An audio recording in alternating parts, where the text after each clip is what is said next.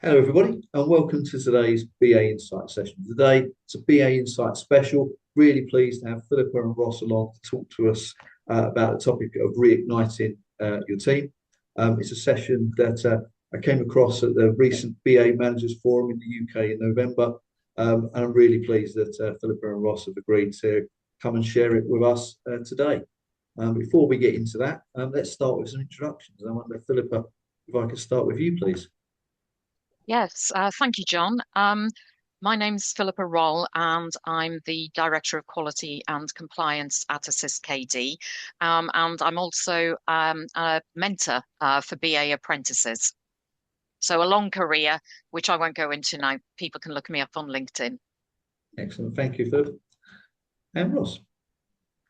Hi, I'm Ross Slander. I'm a lead business analyst at Wesleyan, who are a medium-sized financial services organisation based in Birmingham.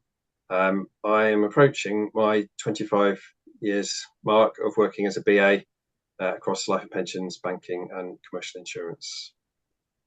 Thank you very much, Ross. I'm not sure you get a carriage clock for 25 years just in the industry, but No. Well, brilliant. Well, thanks again. And yeah, I look forward to the session. I'm going to hand over now to Philippa and Ross to take us through reigniting your team. Thank you, John. I'll just share the slide deck. Okay. So, really delighted to have the opportunity to deliver our session on reigniting your team. We're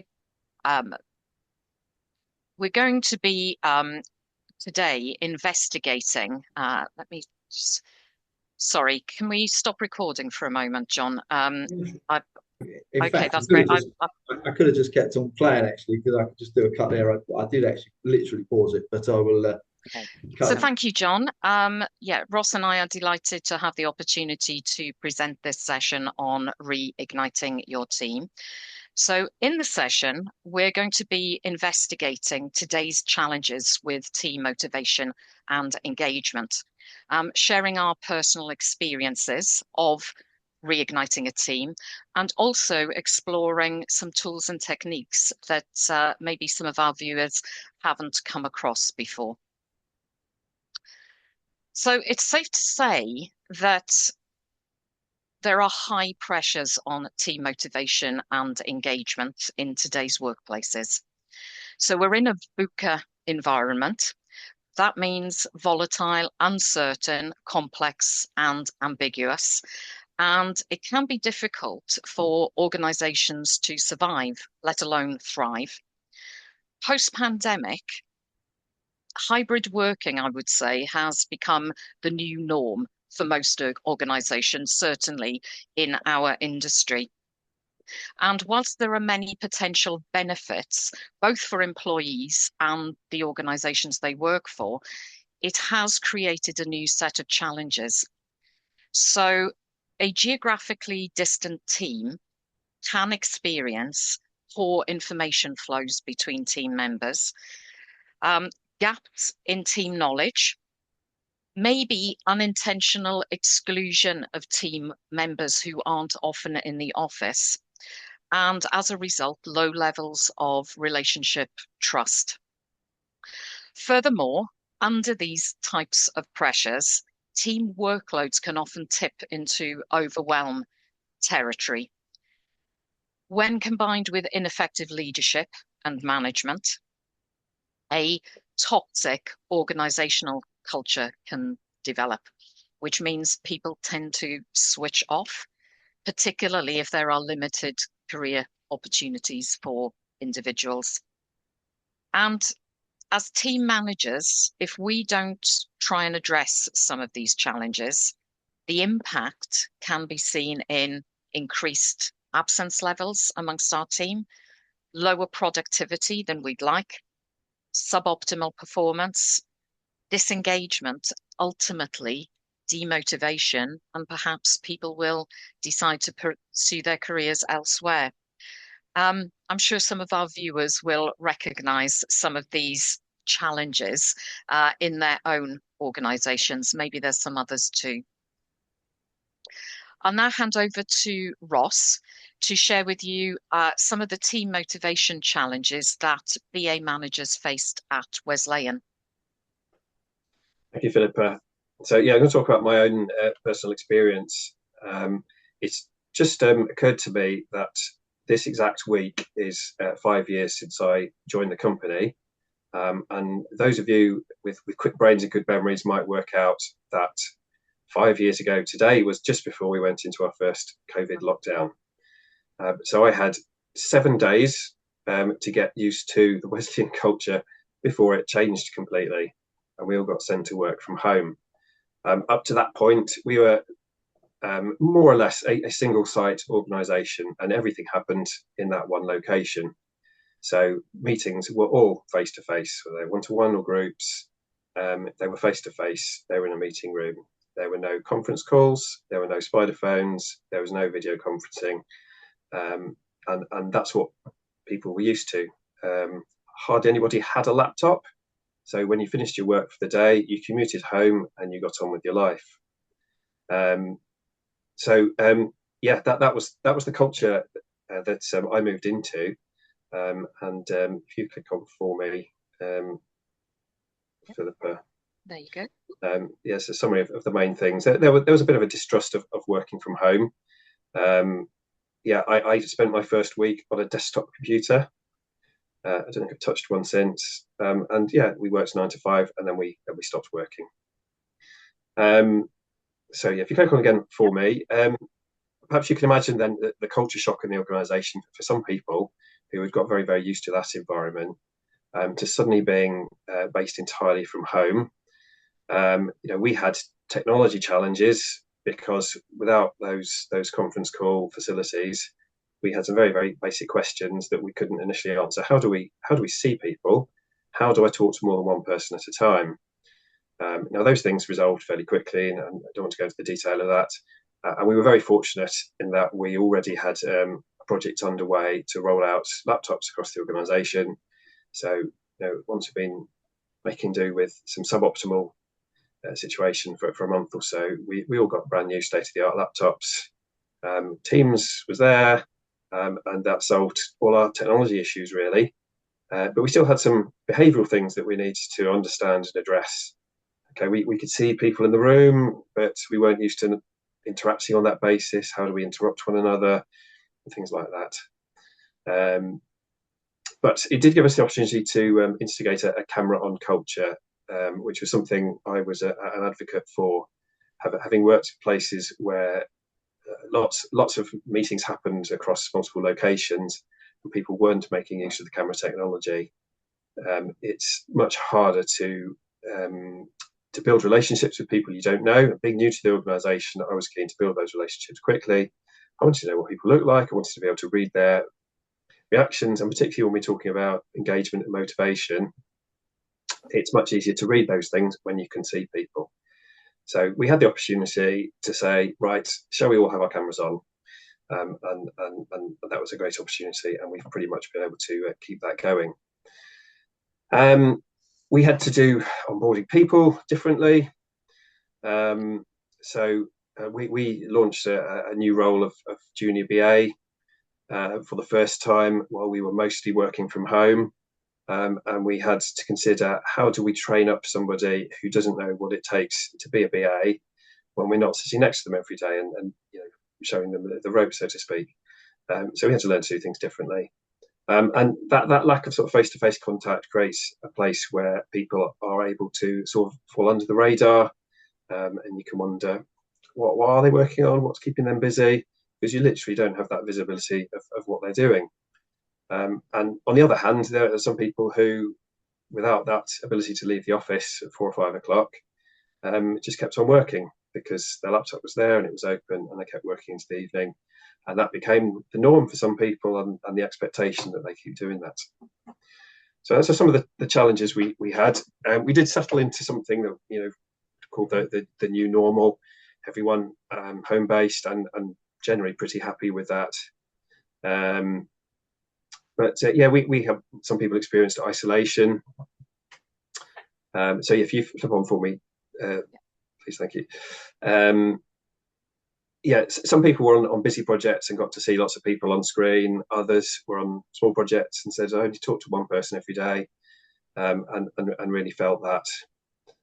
When we sort of set up our online BA meetings, we found that the person leading the meeting did all the talking. It was difficult to get people to respond on screen.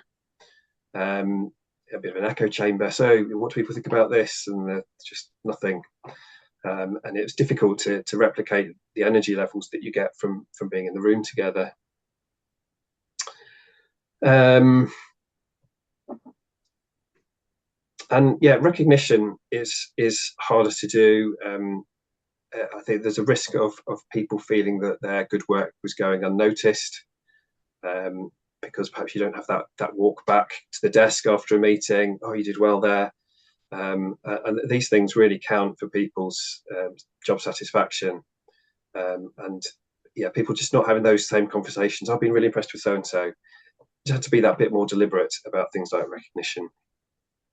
One thing we noticed when we started having face-to-face quarterly sessions again, that we'd spend the morning together, and then some people would go home for the afternoon because they were sort of peopled out and tired. And I thought, oh, it's a shame then we haven't made the most of this opportunity to spend even more time together. So yeah, there's some of the challenges that we faced. And moving on, we have got slides that says how we met the challenges. I wish we'd said how we attempted to meet these, because I'm very confident in the fact that we didn't resolve them all. But one thing we did do was acknowledge the problem.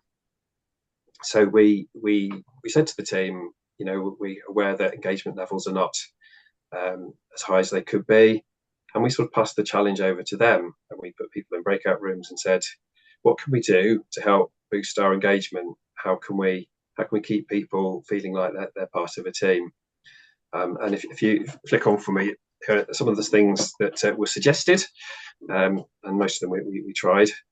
So some things were short-lived, and were sort of in those early pandemic phases when trying to boost morale was important. Quizzes and fun activities together. We did. I ran a session doing an episode of Countdown together, because that's what I'm interested in. But it's occurred to me that I think BAs quite enjoy this sort of thing. I've spoken to quite a few who like quizzes and competitions and stuff. So actually, why couldn't we still do this? It was very much a lockdown thing, but why not have a quarterly quiz event in your team? It couldn't hurt. We changed the way that we did our weekly meetings. So we switched between doing 1 week we do a meeting which we call formal, which has got sort of planned, meaningful content, and then the alternate week is totally informal. We give people permission to turn up and spend 30 minutes talking about whatever they want. We did this to replicate what we weren't getting in those face-to-face interactions around the water cooler or at the desk. But even though we are now back in the office much more often, we're still doing it. Literally this week, just asked the team, do you still value this? And the view is, yes, we do. So that's something we did. We tried to have just a BA day in the office where there was no fixed agenda, no meeting. We weren't to get together to discuss anything. This didn't really work so well, but the idea was we come in, we sit together and get to know each other a bit better and just do our normal work near each other. But we found some people came in but didn't sit near anyone else, which kind of wasn't the point. Not everyone came in, so that one didn't work so well. People suggested having an online one-to-one coffee chat with someone in a specific attempt to get to know one person better. I think that happened a little bit, but it's not something that really caught on. One thing we did do was to put in place some clear performance objectives for people, that they were required to support the BA practice. They were required to attend events and to bring something to the table. And I think as soon as you put something on the line that is part of their performance assessment, that leads to their pay and reward and so on, they've got more of an interest in making that work. Whether they like it or not, they're going to get a bit more engaged. and then see what they can bring to the table. And with regard to that, we did try last year for our quarterly sessions, assigning a small team to run each one. So we split into teams and said, right, team A, you're doing the first one, you plan all the content. Doesn't mean you have to present it all, but really found that really everybody has something they can bring to the table, even if it's just an idea for a visiting speaker or something. People did rise to the challenge, and as a leader, it was wonderful to sort of have that weight partially lifted off and shared among the team who are perfectly capable of doing things. You've got a lot of talent in the teams, and we shouldn't think of everything being at the top going down. And people, when they do that and they get the feedback afterwards, can really be quite important recognition. We also had psychological safety training for the whole of the change leadership team. So we were trying to make sure that we were a safe place for people to be themselves and to raise concerns and so on. So those are some of the things that we tried. What actually worked? Yeah, I think the camera on culture worked. It's still something I will continue to be a strong advocate for. When we have new starters, we say this is what we expect. And that's really helped. So when we get together face to face, we know what we look like, and everything's a bit more natural. Our quarterly face to face sessions continue. We're now having these monthly, so they've become more frequent. We're spending more time in the office now because at the quarterly we get that burst of energy, but then it's quite a long time till the next one. So we've moved to monthly, and we think having more frequent sessions, but shorter, will just give a greater sense of momentum. And yes, as I said, making people accountable for the content themselves has I think, enhanced people's engagement with their work. We've also had backlog items where we've created sort of mini teams. Sometimes it's just 2 people to look at things like, how can we do business readiness better? Okay, who's interested in that? Find 2 people, give them that task, make them accountable to bring something back to share. As I said, we need to move away from being top down, and we can give tasks to people and they can get on board with it. Our informal fortnightly meetings remain popular. We don't get the whole team, but sometimes getting 3 or 4 people leads to a more natural conversation than 12 people, where you always get some people who are louder than others. And so that can leave people on the edge. So actually 3 or 4 people is a really good number. We found that making effective use of anything interactive is effective, whether you're in person or on screen. So using, if you're in the room, obviously Post-it notes have been around for years, but replicating that on a Figma board or a Miro board or something gets people physically moving, doing something. It gives a voice to everybody in the room at the same time, so it's very efficient. You can see your things coming up on screen, and those people who might be a bit more quieter with their physical voice can make their thoughts known. So Menti is very good for that as well. And also use of breakout rooms, get people talking, or get in person, right? Split into groups, give them a task, something to focus on. Is generally better than somebody standing at the front and presenting something.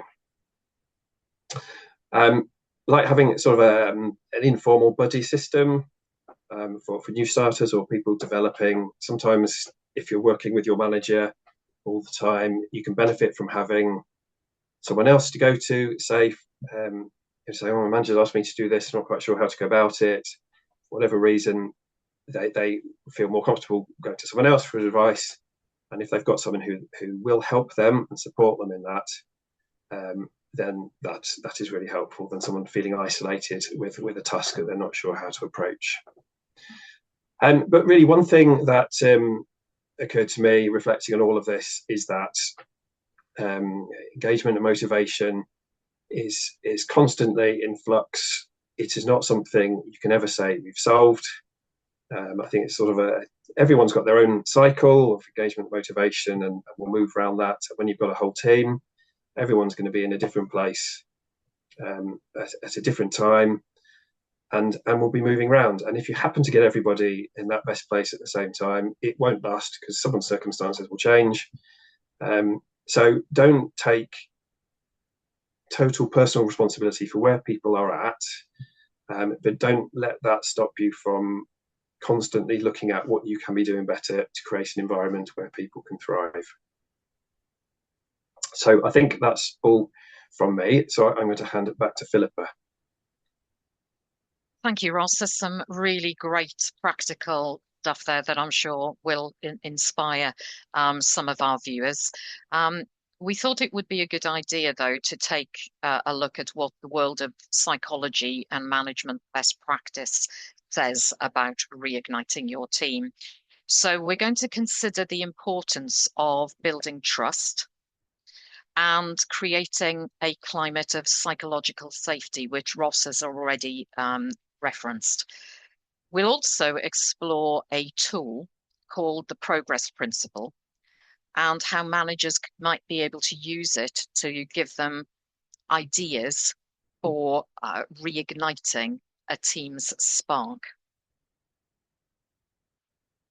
So motivation begins with trust, and a helpful definition is that trust is the belief that someone or something can be relied upon to do what they say they're going to do. It matters for our relationships, whether it's at work or in our personal lives.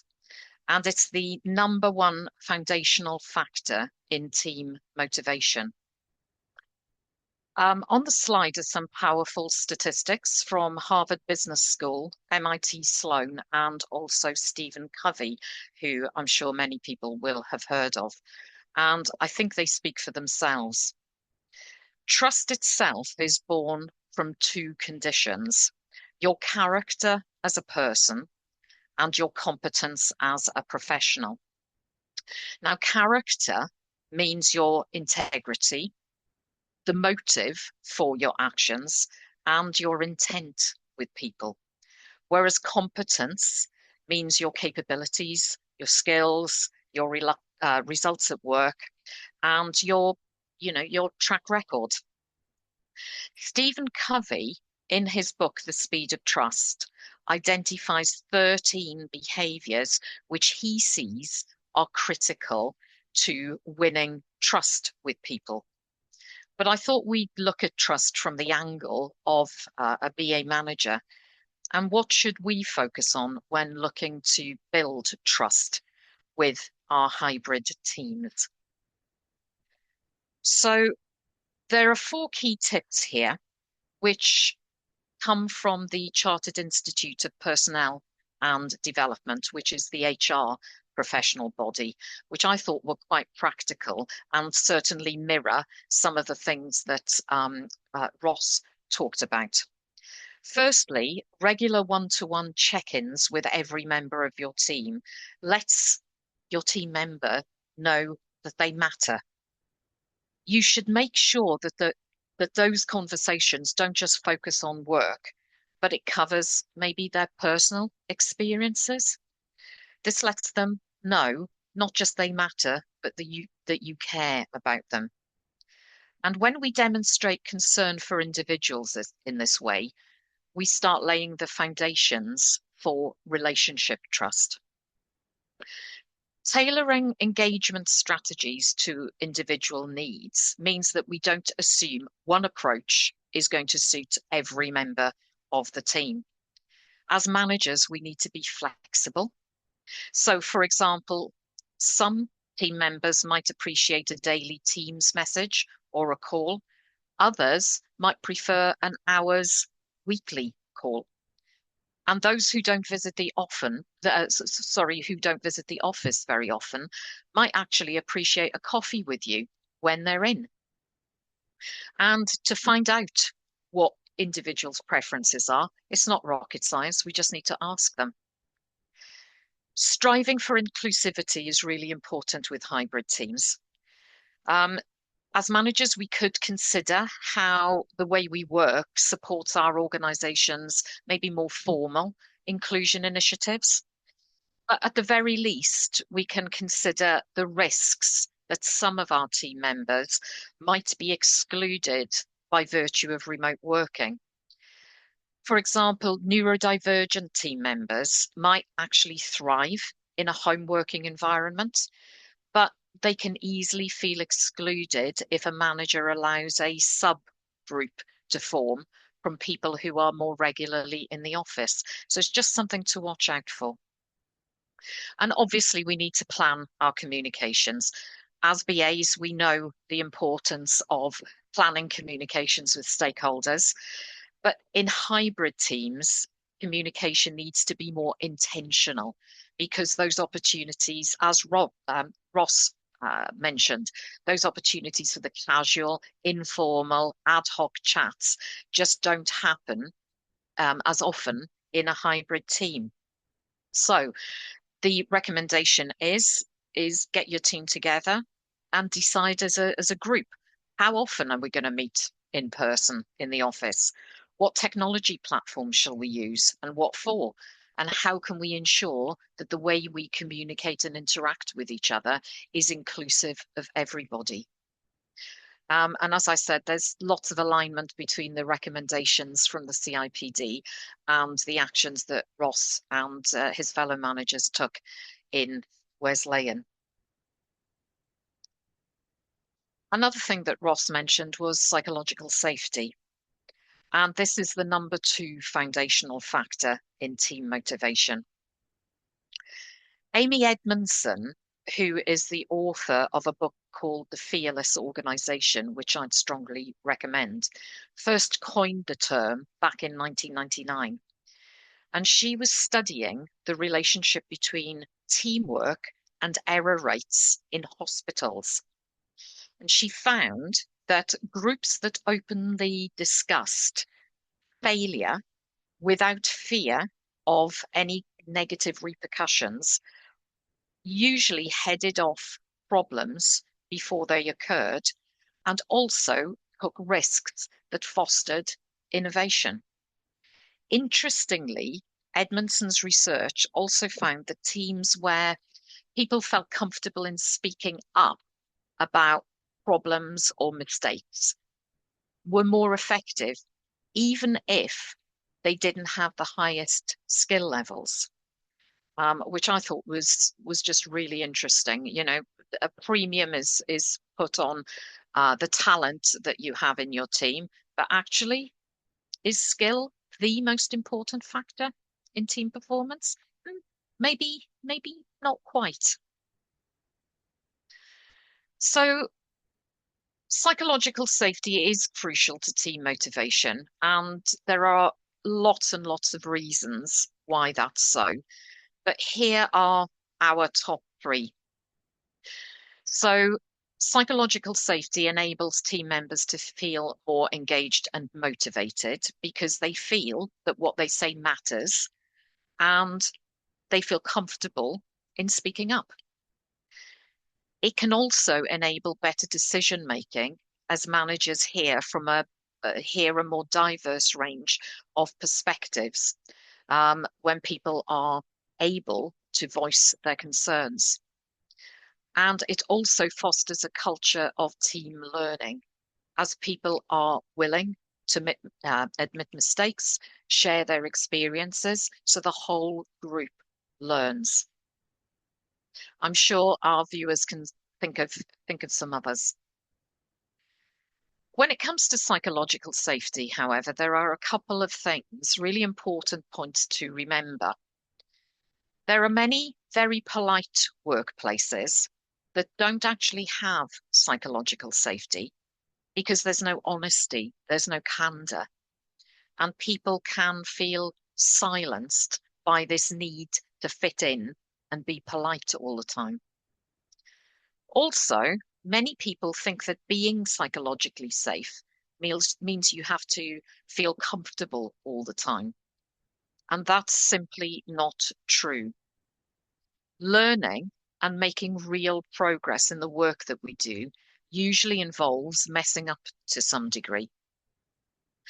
And that can feel really uncomfortable if you're the one who's messed up and your team culture doesn't support you being honest and owning up about the mistake that you've made.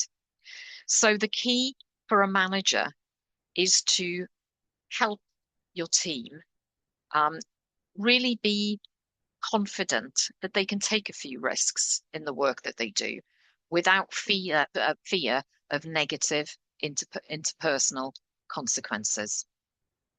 So, how do we go about creating a psychologically safe workplace climate? Well, a lot of it is simply good management practices, things like establishing clear expectations for the work, encouraging open communication, actively listening to employees, making sure team members feel supported in their work, and actually showing appreciation for a job well done. But there are some specific actions that you can take. You can make it clear to your team why their voices matter. Explain why you need to hear from them, why their viewpoint and input matters, and actually how it will affect the outcomes of the work that you're doing. Admit your own fallibility. If you as a team manager can own up and demonstrate how you've learned from the mistakes that you've made in your career, show that you're open to feedback and also willing to develop and learn from those mistakes, it actually paves the way for others in the team to follow. Actively invite input. So don't just assume that because you're a nice person, people will speak up. They won't. So you need to explicitly request their input in team meetings. And open questions can be your friend. You can ask them questions like, what are you seeing here? What are your thoughts on this? Can you see any drawbacks to this solution? It does sound like stating the obvious, but it's things that we can easily forget to do in our regular team interactions. Respond productively. So you can tell people you want their input or that it's okay to make mistakes, but they won't do those things if you respond in a less than positive way when they do. So be honest with yourself. As a manager, if somebody comes up with a wacky idea, do you say, oh, that's really something interesting to consider? Or do you just go, ah, that's daft, that will never work? Or if they give you as a manager some tough feedback, do you just dismiss it? Say, no, I don't know what you're talking about there. That's rubbish. So maybe taking a moment to reflect on how you respond to people speaking up could pay some dividends. And finally, this is the golden nugget for me. Replace blame with curiosity. So when faced with a team member who has made a mistake, rather than start a forensic and analytical discussion on that mistake, we've all done it. I'll stick my hand up. You know, we are business analysts by trade. It's in our nature to do this. Take a step back and make your first question, what did you learn? And I think that'll open up the conversation and take it in a whole different direction from maybe the one that you were expecting. I'll now move on to introduce a model for reigniting team motivation, which is called the progress principle. So in a survey asking about the keys to motivating workers, Harvard professor Teresa Amabile and psychologist Stephen Kramer found that some managers ranked recognition for good work as most important to team motivation, whereas others put more stock in reward and recognition. Some focused on the value of the interpersonal support they gave, while others thought setting clear goals were the key. However, Amarbole and Kramer, when it came to knowledge workers, they found that people are more creative and productive when their inner work lives are positive. This means that when they feel happy, they are intrinsically motivated by the work itself and have positive perceptions of their colleagues and the organization they work for. They also found that when people consistently take steps forward in their work, even small steps on meaningful projects, they are more creative, productive, motivated, and they have better working relationships with their colleagues. But probably asking, what does meaningful work mean? Well, Steve Jobs once asked John Scully, the CEO of PepsiCo, do you want to spend the rest of your life selling sugared water, or do you want a chance to change the world? So yeah, meaningful could be a chance to change the world, but it doesn't have to be on such, let me move back. It doesn't have to be on such a grand scale. It can be something as simple as making a useful and high quality product for a customer, providing a genuine service for a community, supporting a colleague, or boosting an organization's performance by reducing inefficiencies in a business process. So whether the goals for the work are lofty or whether they're quite modest in nature, as long as they are meaningful to that team member and it's clear to them how their efforts contribute towards the achievement of that goal, then progress towards that goal can really galvanize this inner work life. I think it's fair to say, probably from our experience, most of the people we work with have a strong intrinsic motivation to do their job and do it well. And that's the case until something gets in the way. But as long as they themselves perceive that work as meaningful, managers don't actually have to spend time coming up with ways to motivate people to do their jobs. A manager's focus should instead be on how can I remove the barriers to that person making progress towards their goal? How can I help them achieve this intrinsic satisfaction that comes from a job well done? So this is the progress principle. And personally, I'm surprised it's not more well known, as it's really practical and brilliant as a model. So let's take a look at the model itself. So you can see that events which signify progress in work feed into something that we've referred to as this positive inner work life. And then an important thing to recognize about a positive inner work life is that it's not a fixed state. It's the dynamic interplay of emotions, perceptions, and motivations at any given point in a working day. In other words, it's a system, and it has interdependent components that interact over time. And these components can fluctuate from one day to the next, sometimes wildly. So, sorry managers, but team motivation is never tick done. A manager has to be ready to take action that contributes directly to their team's positive inner work life. And as well as progress in meaningful work, there are two other key factors at play in the progress principle. On the left, you'll see something called catalysts. So these are actions a manager can take which support the work that their team members perform. So these can be things such as setting clear goals, allowing people freedom to get on with their jobs, being open to ideas, and allowing them to flow.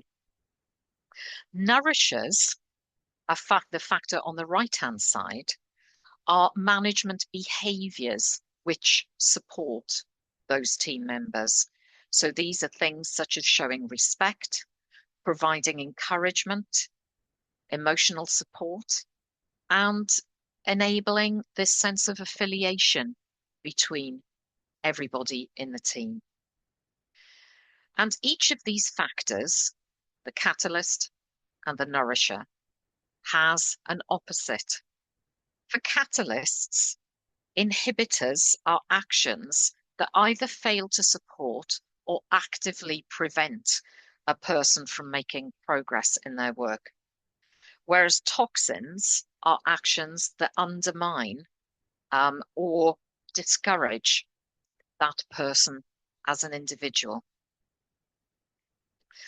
So, in summary, the progress principle model tells us that a manager's actions and behaviors have a direct and lasting impact on their team's motivation and engagement, as they affect this concept of the positive inner work life. It helps us as managers fine-tune our approaches to leading our teams. And I believe it's worth investing some time in looking at this model to identify opportunities for how we can improve our team members' positive inner work lives, either through the actions that we take to support the work or the way we behave towards them, to really reignite their motivation and engagement.